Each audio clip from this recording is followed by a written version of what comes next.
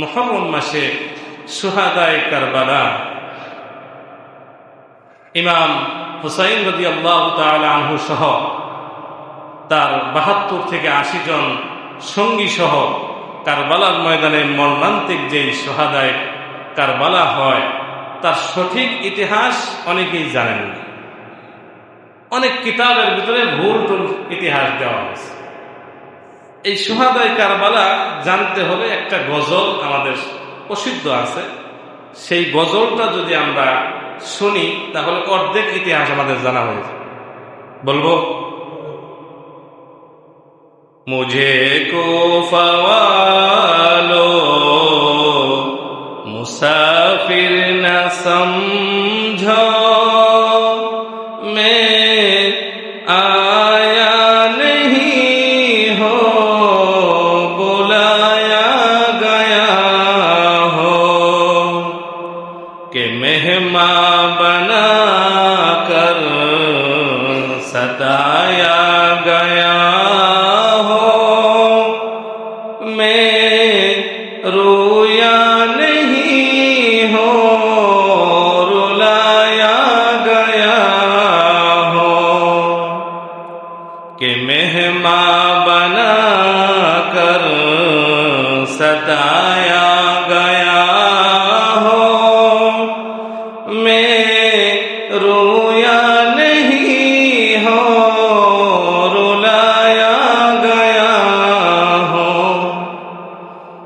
खुदा जाने कैसी है मेजबानी 72 प्यासों का है बंदे पानी मुकद्दर है खौज़े कौसर का पीना मैं पियासा नहीं हो पिलाया गया हो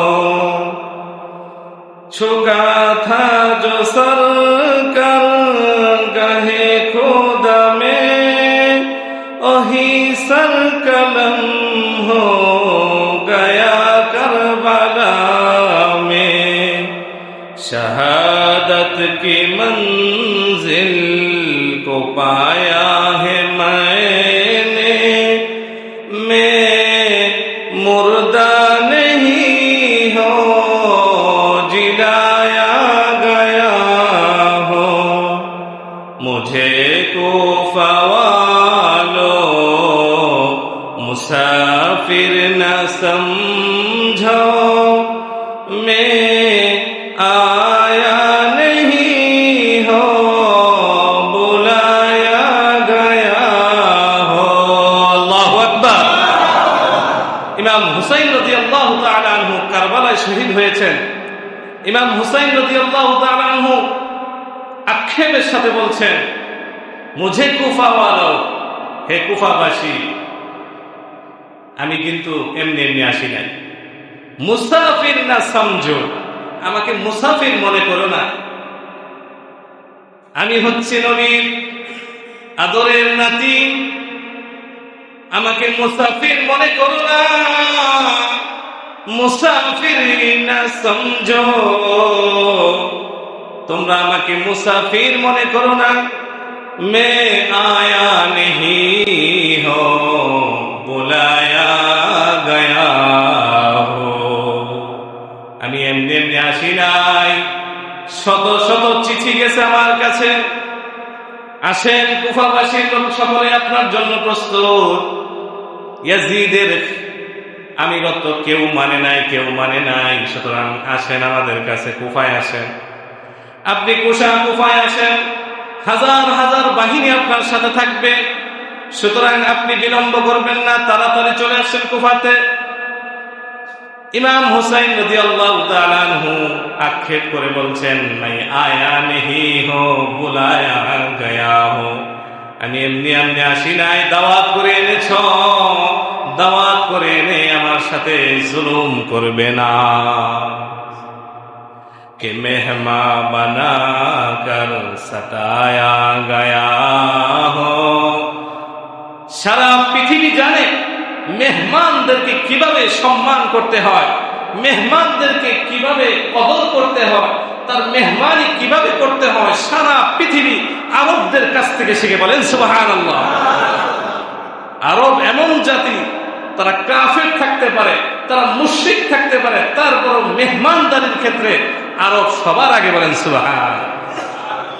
এখন এই মক্কা থেকে কুফায় আসলাম, কে মেহমা বানাকার সাতায়া গয়া হো, মেহমান বানায় আমার উপর শাস্তি দিচ্ছ আমাকে। মেরুয়া নেহি হো রুলায়া গয়া হো, আমার চোখের ভিতরে অশ্রু, আমি কন্দন করছি, আসলে আমি কন্দন করি না, আমাকে কাঁদানো হচ্ছে। তোমাদের এই আচরণের কারণে আমার অশ্রু সৃষ্ট হচ্ছে, আমার দিলের ভিতরে কষ্ট হচ্ছে। তারপরে ইমাম হুসাইন রাদিয়াল্লাহু তাআলা আনহু বলেন, খোদা জানে कैसे है मेजबानी 72 पियासों काहे बंद पानी। আমি যুদ্ধ করার জন্য আসি নাই, যুদ্ধ করতে মানুষ এত কম সংখ্যক লোক নিয়ে আসে না। কথা কর, 72 জন লোক, তার মধ্যে নারী আছে, শিশু আছে, তাদেরকে নিয়ে যখন আমি আসলাম, তোমরা কেমন এক মেজবানি করছো, কেমন মেজবানি করছো। খোদা জানে कैसे, আল্লাহ তাআলাই জানেন তোমাদের মেজবানি কেমন হচ্ছে। কারবালার ময়দানের ওই পাশে যে একটা ফোরাত নদী আছে, সেখানে তীরন্দাজ বাহিনী দিয়ে আটকে রাখিস, কোনোভাবেই পানি পান করার জন্য কোনো সুযোগ আমাদেরকে দিচ্ছ না। 72 পিয়াস কাহে বন্ধ পানি, পানি পিপাসায় 72 জন পিয়াসে ছটফট করতেছে, ছটফট করতেছে। যার নানা জান হচ্ছেন কাউসারওয়ালা, তিনি হাসরের ময়দানে লক্ষ লক্ষ কোটি কোটি উম্মতদেরকে কাউসারের পানি পিয়াবেন, তার নাতি আজকে পানির পিপাসায় ছটফট করছে। বলেন সুবহানাল্লাহ। সম্মানিত হাজির, কোন সেই কাহিনী। তখন ইমাম হুসাইন রাদিয়াল্লাহু তাআলা আনহু বলছেন, মুকদ্দার মে হে হাউসে কাউসার কা পিনা, আজকে পানি পান করতে বন্ধ করে দিয়েছো। আমাদের উদ্দেশ্য কি জানো? হকের জন্য, ইসলামের জন্য, খেলাফত প্রতিষ্ঠার জন্য আমরা যে আন্দোলন করছি, আমরা যে খেলাফতের জন্য যেই আন্দোলন করছি, সংগ্রাম করছি, জিহাদ করছি, আমাদের একমাত্র উদ্দেশ্য হচ্ছে আজকে ফোরাত নদীর এক ফোঁটা পানিও যদি না পাই, তারপরেও আল্লাহ তাআলা চাহে আমরা কাউসারের পিয়ালা, কাউসারের পানি পুরাপুরি আমরা পাবো। বলেন সুবহানাল্লাহ। কাউসারের পানি, যেই পানি পান করলে আর পিপাসা থাকে না। সুবহানাল্লাহ। যেই পানি আল্লাহর হাবিব সাল্লাল্লাহু আলাইহি সাল্লাম নিজ হাতে পান করাবেন, যেই পানি পান করলে জান্নাতে প্রবেশ করার আগ মুহূর্ত পর্যন্ত কখনো পিপাসা লাগবে না। সুবহানাল্লাহ। আল্লাহর হাবিব সাল্লাল্লাহু আলাইহি সাল্লামের পরিপূর্ণ সুন্নতের অনুসারীদেরকে কাউসারের পেয়ালা পান করা হবে। আজকে দুনিয়াতে যারা সুন্নত মানে না, দাড়ি কামায়, নবীর সুন্নতি জামা পরে না এবং বিদেশি খেলা দেখার জন্য আত্মহত্যা করে, এদেরকে যখন হাউজে কাউসারের কিনারায় যাবে এই সমস্ত মানুষগুলো, আল্লাহর হাবিব বলবেন, সফকান সফকান, দূরে যাও দূরে যাও, লিমান গায়্যারা মিন বাদি, আমার সুন্নত তো মানোই নাই, যেটা আমি সুন্নত হিসাবে বলেছি সেটাকে পাল্টাইয়া মোষকে বড় করে দাড়িকে একদম কেটে ফেলেছ। কথা বলে এমন উম্মত আছে না? লিমান গায়্যারা মিন বাদি, আমার ইন্তেকালের পর সুন্নত তো মানো নাই, বরং উল্টা কাজ করেছ, তোমরা আমার উম্মত হতে পারো। আল্লাহর হাবিব রাহমাতুল লিল আলামিন, দয়ার নবী, সেদিন হাউজে কাউসার থেকে তাকে বিতাড়িত করবেন। বলেন নাউজুবিল্লাহ। আজকে বিজাতিদের জন্য কান্দ, 4 বছরের বাচ্চা প্লেয়ারের সব নাম বইলা দিতে পারে, এরা কি রাসূলের ওই হাউজে কাউসার পাবে? পাবে। সম্মানিত হাজির, ইমাম হুসাইন রাদিয়াল্লাহু তাআলা আনহু বলছেন, মে পিয়াসা নেহি হো পিলায়া গয়া হো, আমার পিপাসা লাগেনি, কিন্তু তোমরা আমাকে এই পিপাসা তো অবস্থায়, এই পরীক্ষার মধ্যে তোমরা আমাকে ফেলেছো। মক্কায় মদিনায় আমার যেই পরিমাণ ইজ্জত ছিল, আমার যেই পরিমাণ অনুসারী ছিল, আমার জন্য শহীদ হওয়ার জন্য অনেক মানুষ প্রস্তুত ছিল, আজকে দাওয়াত করে এনে আমাকে পানি বন্ধ করে দিয়েছে। ঝোঁকা থা জো সরকার গাহে খোদা মে अही सर कलम हो गया करबला में। তারপরের যে দুই লাইন ইমাম হুসাইন রাদিয়াল্লাহু তাআলা আনহু বলেন, আমার এই গর্দান, আমার এই মাথা একমাত্র আল্লাহ তাআলার সামনেই ঝুঁকবে। সুবহানাল্লাহ। দুনিয়ার কোনো পরাশক্তি নাই, দুনিয়ার এমন কোন শক্তি নাই যার সামনে আমার মাথা ঝুঁকবে। আমার মাথা নত হবে।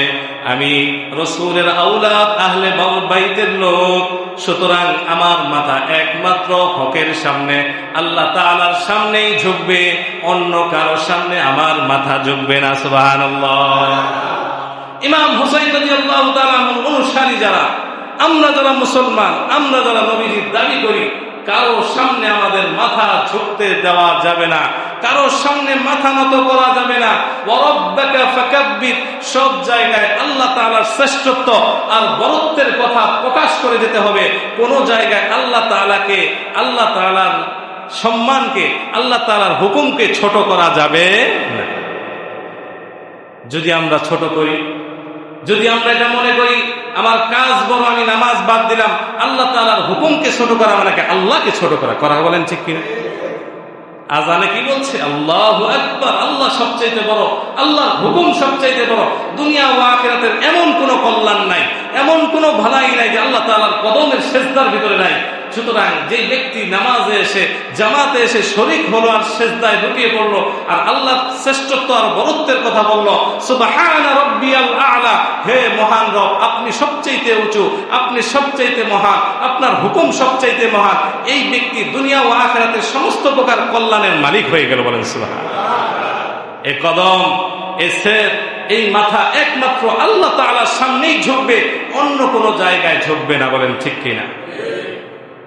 ওহি সর কলম হে গয়া কারবালা মে। আমি আল্লাহ তাআলার বরত্ব আর শ্রেষ্ঠত্বকে প্রকাশ করার জন্য, আল্লাহ তাআলার বরত্ব আর শ্রেষ্ঠত্বকে পাওয়ার জন্য, আল্লাহর প্রেমে প্রেমিক হওয়ার জন্য, আশিকে মাওলা হওয়ার জন্য, রাসূলের আশিক আর প্রেমিক হওয়ার জন্য এই কারবালার ময়দানে এসেছি। এখানে যদি আমার জান যায় যাবে, তারপরেও এক পা পিছু যাওয়ার কোনো সুযোগ আমার নাই। বলেন সুবহানাল্লাহ। ইমাম হুসাইন রাদিয়াল্লাহু তাআলা আনহু বললেন, হে আমার সাথীবর্গ, এদের একমাত্র টার্গেট, ইয়াজিদি বাহিনীর একমাত্র টার্গেট হচ্ছে আমি। তোমরা এটা করতে পারো, তোমরা তোমাদের বাহিনী নিয়ে সবাই যেতে পারো, তোমাদেরকে আমি আটকাবো না, তোমরা তোমাদের নিরাপত্তার জন্য সরে যেতে পারো, আমি একা তাদের সাথে লড়বো। যেহেতু তারা আমাকে চায়, আমাকে পেলে সবাইকে ছেড়ে দেবে। আসহাবে হুসাইন রাদিয়াল্লাহু তাআলা আনহু, তার সাথীবর্গ যারা ছিল, তারা বলল, কাল্লা, কখনো সম্ভব নয়। আপনি যদি এই কারবালার ময়দানে শহীদ হন, আমরা সকলে মিলে শহীদ হব এবং আল্লাহর দরবারে শাহাদাতের নজরানা পেশ করব। সুবহানাল্লাহ। সম্মানিত হাজির, ইসলাম এত সহজে আসে নাই। ইসলাম কিন্তু এত সহজে আসে নাই। নবীজির নাতি শহীদ হযরত আলী রাদিয়াল্লাহু তাআলা আনহু শহীদ, হযরত ওমর রাদিয়াল্লাহু তাআলা আনহু শহীদ, আসহাবায়ে কেরাম, সাহাবায়ে কেরাম, শত শত সাহাবায়ে কেরাম শহীদ হয়েছেন, শত শত সাহাবায়ে কেরাম জীবন দিয়েছেন, জান দিয়েছেন, মাল দিয়েছেন। তারপরেও ইসলামের যেই অমীয় বিধান থেকে এক পা পিছে যান নাই। আর আমাদের সামনে যদি একটা হুমকি আসে, আর একটা কথা বলা হয়, আর একটা জেলের ভয় দেখা হয়, আর একটা মামলার ভয় দেখা হয়, তখন আমরা পিছে চলে যাই, বলে যে এখানে একটা হিকমত করে কোনোভাবে নিজের জানটা বাঁচুক, আর আমি যদি বাঁচি তো তারপরে তো ইসলাম আবার জিন্দা করতে পারবো, ইসলামের বিধান আবার মানতে পারবো। পরিস্থিতি এখনো ঘোলাটে, এখানে ঘোলাটে অবস্থায় সামনে আর আগানো যাবে না, পিছিয়ে যায়, এরকম লোক আছে কিনা? বলে পরিস্থিতি অনুকূলে নাই, পরিস্থিতি অনুকূলে নাই। সুতরাং ইসলামের বিধান নিয়ে, নবীর ইজ্জত নিয়ে এখন আর কথা বলার দরকার নাই, এমন লোক বহু আছে। কথা কন, যেহেতু পরিস্থিতি স্বাভাবিক নয়।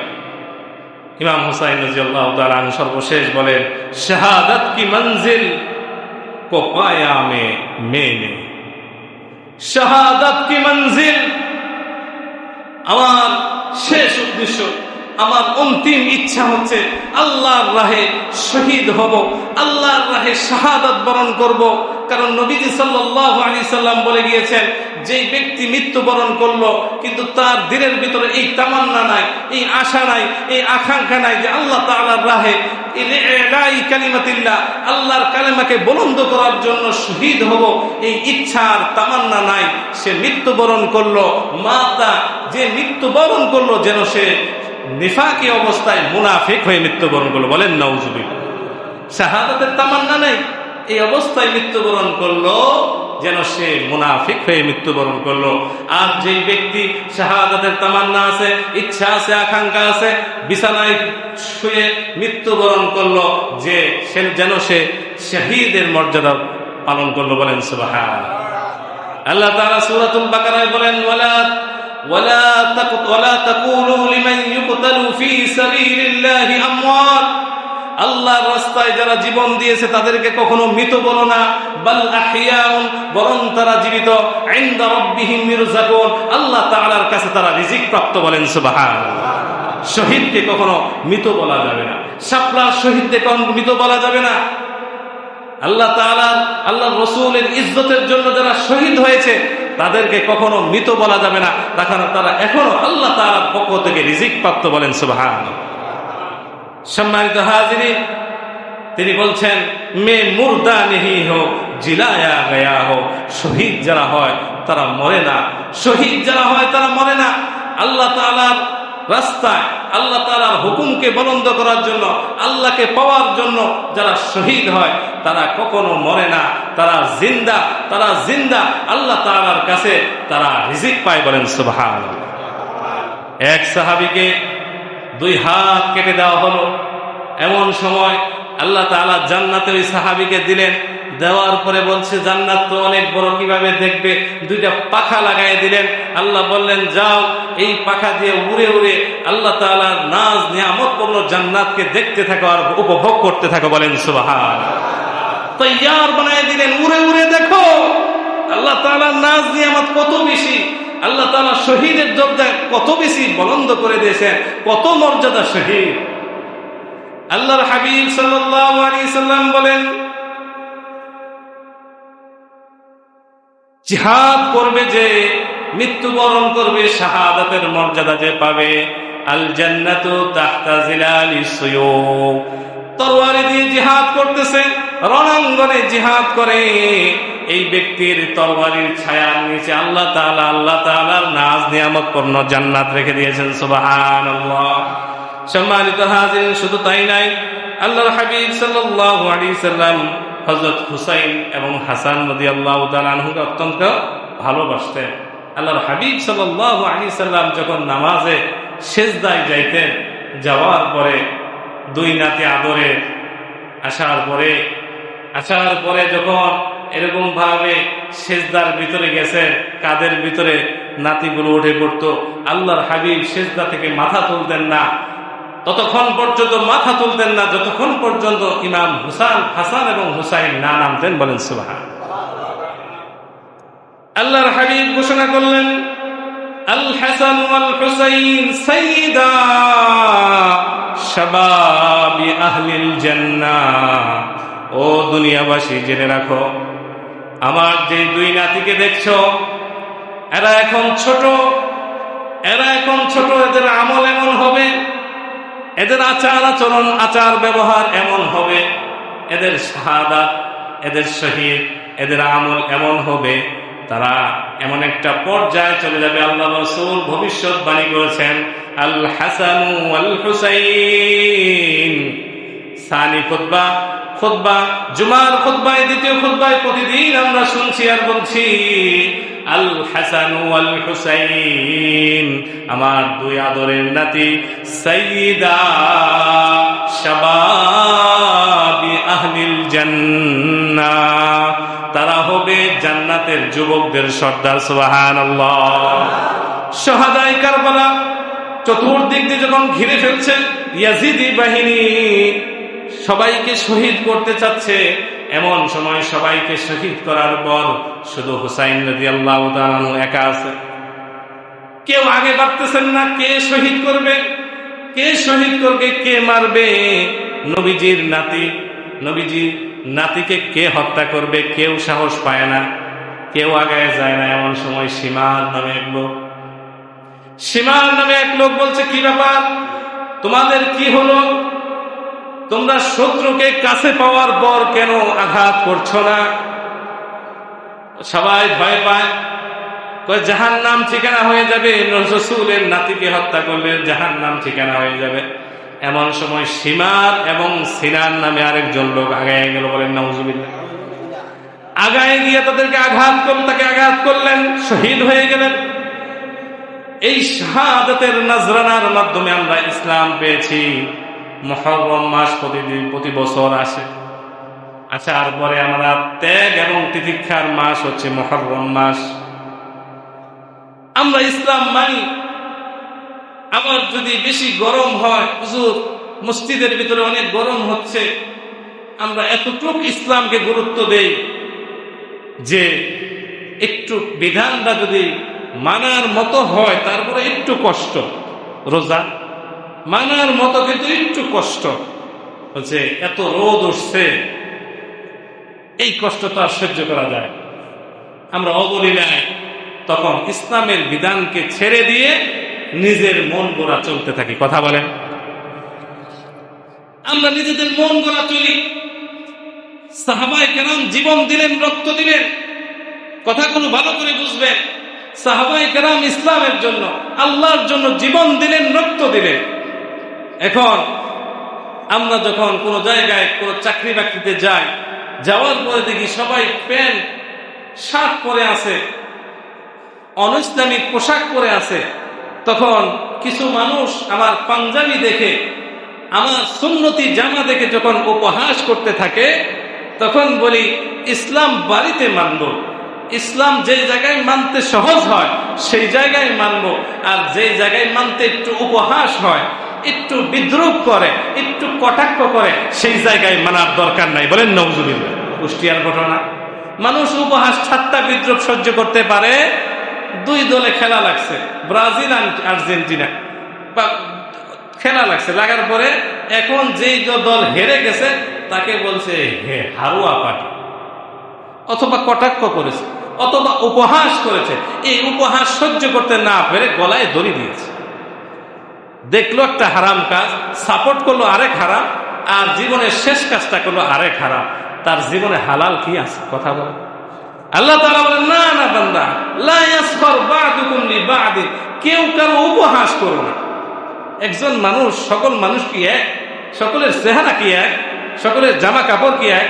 সকলের ধন দৌলত কি এক? যখন স্কুলের ভিতরে, সমাজের ভিতরে একজন সিরা জামা পরে আসে, সিরা জামা পরে আসছে, উপহাস করে, ঠাট্টা করে, বিদ্রুপ করে, একজনের স্বাস্থ্য মোটা করে মোটো বলে গালি দেয়, এটা ইসলাম না। সিবাবুল মুসলিমি ফুসুকুন, মানুষকে গালি দেওয়া পাপাচার, ওয়া কিতালুহু কুফরুন, আর হত্যা করা জঘন্যতম কুফরি কাজ। সম্মানিত হাজির, মুহররম মাস আসবে যাবে, কিন্তু ইসলামের জন্য যে কুরবানি, যে ত্যাগ, এটা আমাদের শিক্ষা গ্রহণ করতে হবে। বলেন, কথা বলেন ঠিক কিনা? ইমাম হুসাইন রাদিয়াল্লাহু তাআলা আনহু যদি জীবন দিতে পারে, আমরা কি একটু উপহাস সহ্য করতে পারবো না? ইনশাআল্লাহ বলেন। আমরা কি মানুষের একটু কথা শুনতে পারবো না? ইসলাম মানার ক্ষেত্রে আমরা একটু পরিবারের চাপ সহ্য করতে পারবো না? পরিবার থেকে বলছে টিভি কিনাই দিতে হবে, এখন আর সহ্য করতে পারে না। আছে কিনা নাই? অনেকেই প্রশ্ন করে, হুজুর স্ত্রী বলছে দাড়ি মুন্ডন করতে হবে, তার ভালো লাগে না, তার ভালো লাগে না। আমি বললাম, আপনি করছেন তো আগেই একটা অনর্থক কাজ, করছেন তো আগেই একটা ভুল কাজ। কি ভুল? আপনি একটা বদ্দিনী নারীকে কেন আপনি ঘরের বউ করলেন? কথা কন। বদ্দিনী, দিনদার করতেন, কালো হোক, বেটে হোক, যেরকমই হোক, একজন দিনদার করতেন, তাহলে সে ইসলাম মানার ক্ষেত্রে বাধা হয়ে দাঁড়াইত না। কিন্তু আপনি একজন বদ্দিনী নারী বিবাহ করার কারণে আপনার ঘরের ভিতরে দিন আপনি পৌঁছাইতে পারছেন না, আপনি নিজে দিন মানবেন সেটাও মানতে পারছেন না। এর চাইতে আযাব আর গজব আর কি হতে পারে? কথা বলেন। আপনার ঘরের ভিতরে শত্রু, ঘরের ভিতরে ইবলিস শয়তান, আল্লাহ তাআলা হেফাজত করুন, সবাই বলুন আমিন। ইসলামের জন্য কোরবানি করার জন্য, ত্যাগ স্বীকার করার জন্য আমরা প্রস্তুত আছি কিনা? কথা বলেন। সবাই মরবো তো ইনশাআল্লাহ? কবরে যাব তো? কবরের সামান আছে তো? কবরের সামান কি? একটু কোরআন শিখবেন, একটু জিকির করবেন, নামাজে আসবেন, ইসলাম অনুযায়ী পরিবার চালাবেন, সমাজ চালাবেন, রাষ্ট্র চালানোর চেষ্টা করবেন। আর বেশির থেকে বেশি ইসলাম যা নিষেধ করেছে তা থেকে বিরত থাকতে হবে। আল্লাহ সুবহানাহু ওয়া তাআলা পবিত্রতম মাস মুহররমে শুহাদায়ে কারবালার ত্যাগকে মনে রেখে, মনে প্রাণে বিশ্বাস করে সেই অনুযায়ী আমাদেরকে ইসলাম মানার তৌফিক দান করুন, সবাই বলুন আমিন।